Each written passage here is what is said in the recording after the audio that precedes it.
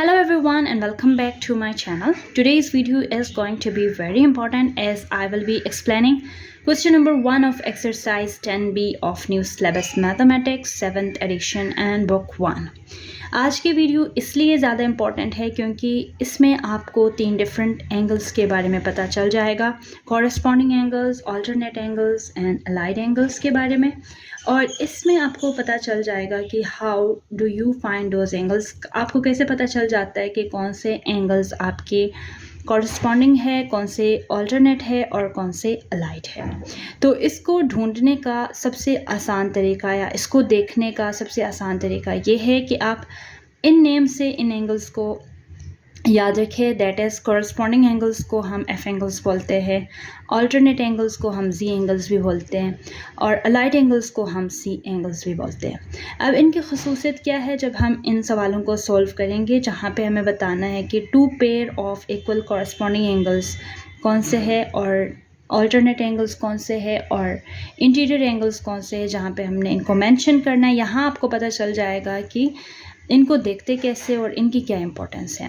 सो C F angle means कि F shape का जो एंगल है वो, और वो कहलाता है हमारा कॉरेस्पॉन्डिंग एंगल्स। अब यहाँ पे देखें जो ए बी और सी डी लाइन है ये आपस में क्या है, पैरेलल है। यहाँ पे भी मेंशन किया हुआ है कि ये पैरेलल है। पैरेलल मीन्स कि ये दोनों आपस में कभी मीट नहीं होते और इनके दरमियान का जो डिस्टेंस है वो सेम है, राइट।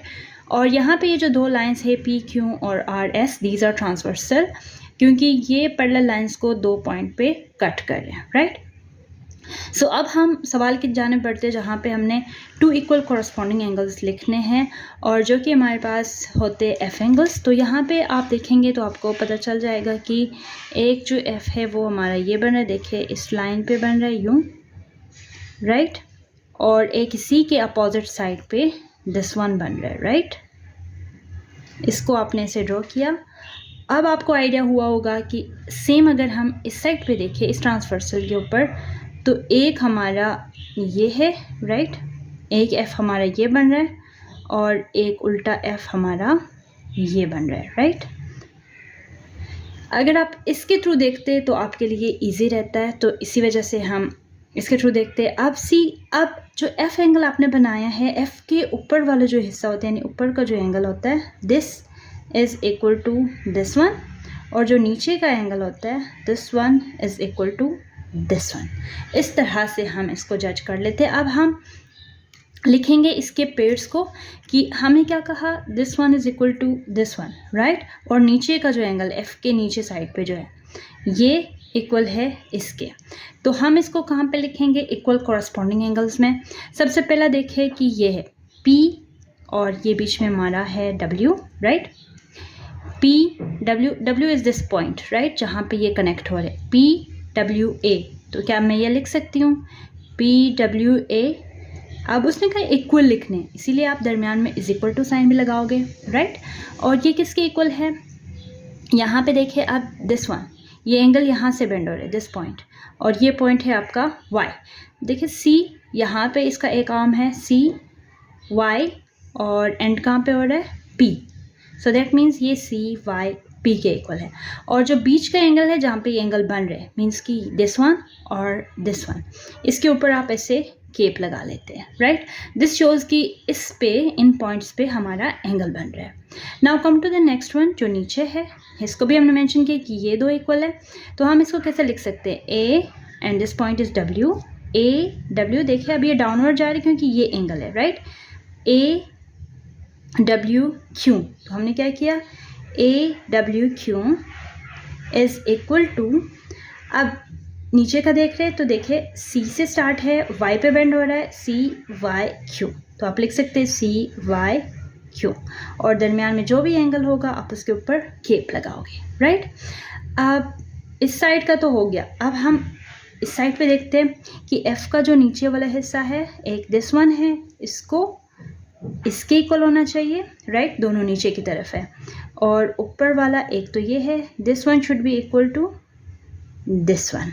अब हम इनको मेंशन करिए कि कौन से एंगल है, एक है PW, दरमियान में W है, B पे एंड हो रहा है PWB, राइट।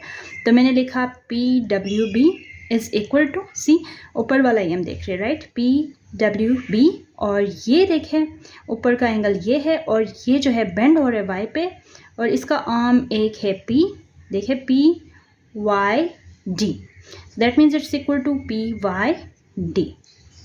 ये कैप लगाया आपने इसके ऊपर। नाउ हम नीचे वाला एंगल देखते हैं, नीचे की तरफ ये है, राइट। अब यहाँ पे ये बेंड हो रहा है, देखिए एक ही आर्म हो गया, ये इधर जा रहा है बी डब्ल्यू क्यू, राइट। आपने लिखा B W Q is equal to, अब इसका नीचे देखिए ये इसका एक आर्म ये हो गया, एक आर्म ये हो गया। नाउ ये क्यू से स्टार्ट है, क्यू वाई, आप इधर से भी स्टार्ट कर लो तो भी फाइन है, क्यू वाई डी, आपने लिखा क्यू वाई डी। अगर लेट सपोज आप इसको लिख लेते डी वाई क्यू, वो भी बिल्कुल ठीक है। अगर आप इसको लिखते क्यू डब्ल्यू बी, वो भी बिल्कुल फाइन है, that's up to you, right. अब इस साइड से देखिए कंप्लीट हो गए, 1 2 3 4 कंप्लीट हो गए। दैट मीन्स कि 4 इस साइड भी बनेंगे क्योंकि 2 एफ्स हमारे यहाँ पे भी बन रहे हैं, राइट। और 2 पैरेलल लाइन के बीच में हम देख रहे हैं। Now see this one should be equal to, इसके नीचे का हिस्सा कौन सा है, ये, ठीक है। तो मैंने ये मेंशन किया कि ये 2 इक्वल है, और ऊपर का हिस्सा यानी this one should be equal to this one. तो पहले हम ये 2 लिखते हैं, फिर हम नेक्स्ट 2 लिखेंगे। Now see this one is the mid point, यानी यहाँ से ये बेंड हो रहा है आर एक्स बी, तो मैंने लिखा R X B is equal to, अब नीचे का देखिए R G D, this one is G, right. मैंने बड़ा करके लिखा आर जी डी, तो आपने लिखा आर जी डी, राइट। इसी तरह से अब आप नीचे का देखें बी एक्स, और ये नीचे से ऑफ कोर्स नीचे वाले देख रहे हैं, तो ये 2 आर्म्स हैं, ठीक है, कनेक्टिंग ये 2 आर्म्स हैं, बी एक्स एस, आपने लिखा B X S, this point is S, right, B X S, और नीचे देखिए D G S is equal to D G S. Again आपने 2 एंगल्स लिख लिए। अब आप दूसरी जानिब जाए, अब यहाँ पे जो ये वाला हिस्सा है, this should be equal to this one, right, ये इसके इक्वल होगा। Now look at the angles, ये कौन से एंगल्स बन रहे हैं, आर एक्स और ए, ठीक है, R X A is equal to R bend हो रहा है जी पे, आर जी सी, क्योंकि एंड हो रहा है अब सी पे।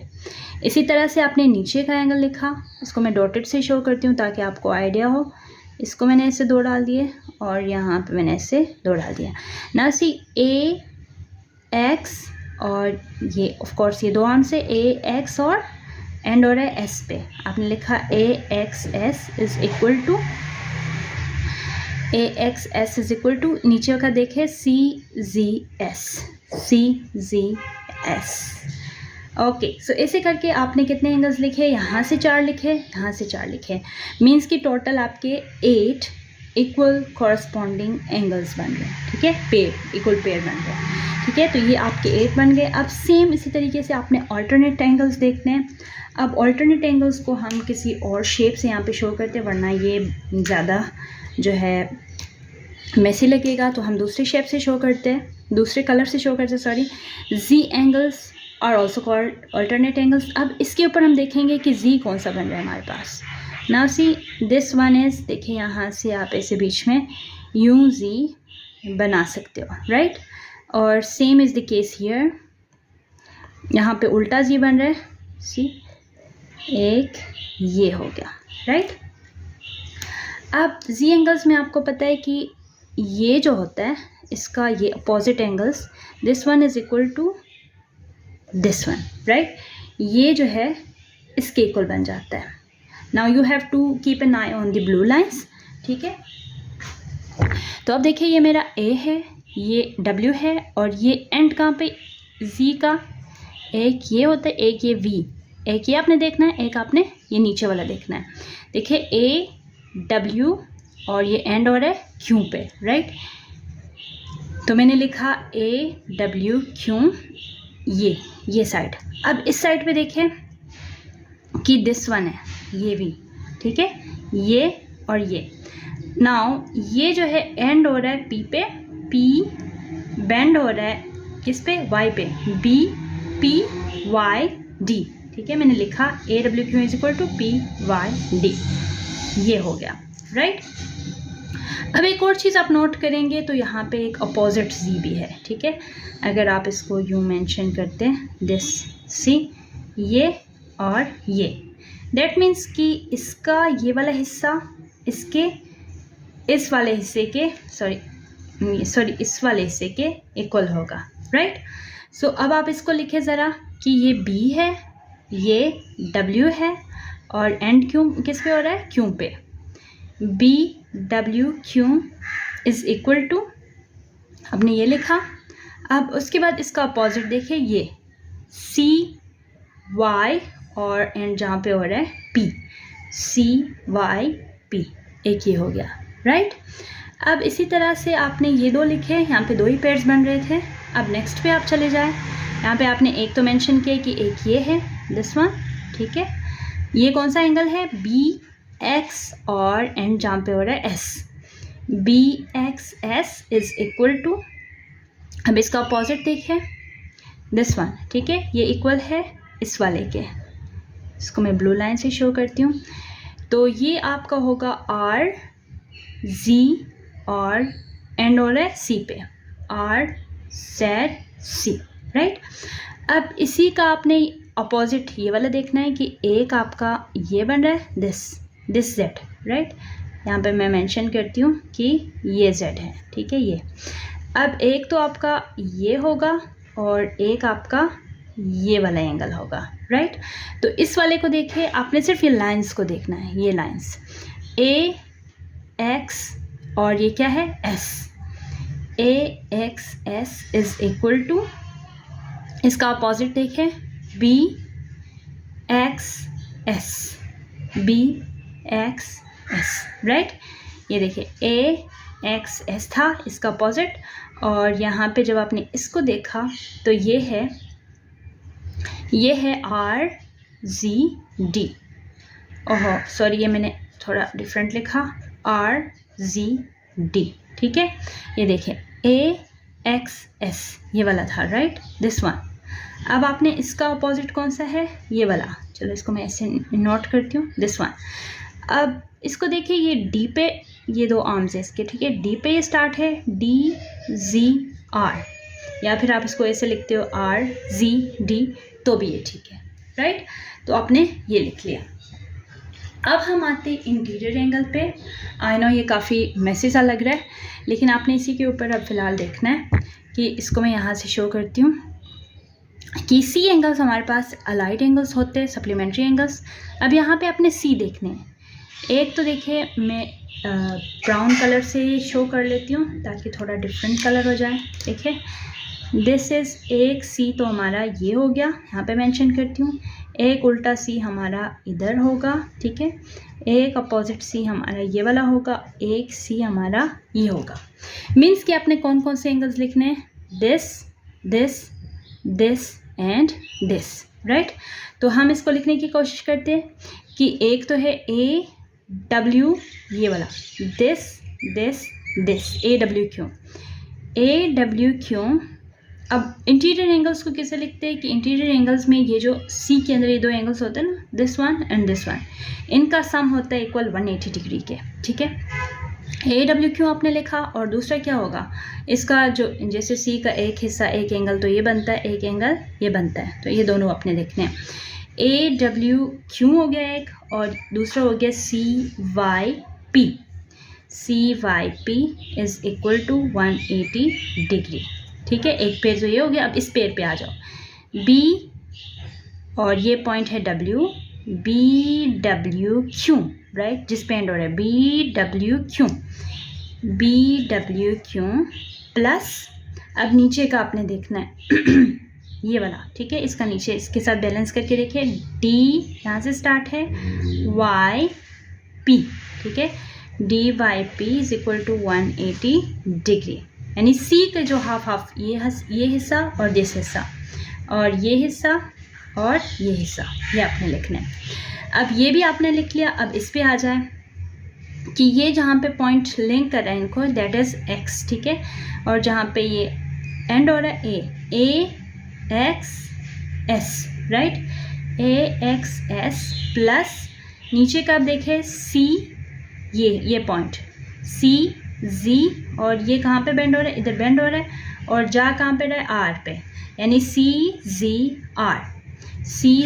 Are is equal to 180 degree, right. और इसी तरह से देखिए इस साइड पे बी, ये जो एंगल है सी का ये वाला हिस्सा, बी एक्स नीचे की तरफ है तो आप नीचे की तरफ जाओगे, बी एक्स एस प्लस अब इसका ये हिस्सा, ये वाला हिस्सा नीचे की तरफ है, डी, ये बीच में कहाँ पे बेंड हो रहा है, डी जी पे बेंड हो रहा है, राइट, डी जी, और एंड कहाँ पे हो रहा है, आर पे, D Z R is equal to 180 degree. तो इतने ही पेयर बनेंगे, 1 2 3 4, तो आपने ये चार्ट लिख लिए। इसी तरह से आप कर लोगे। अपने आसानी के लिए आप ये कर सकते हो, जैसे कि मैंने इस एक डायग्राम के ऊपर अपने आपको सारे दिखा दिए।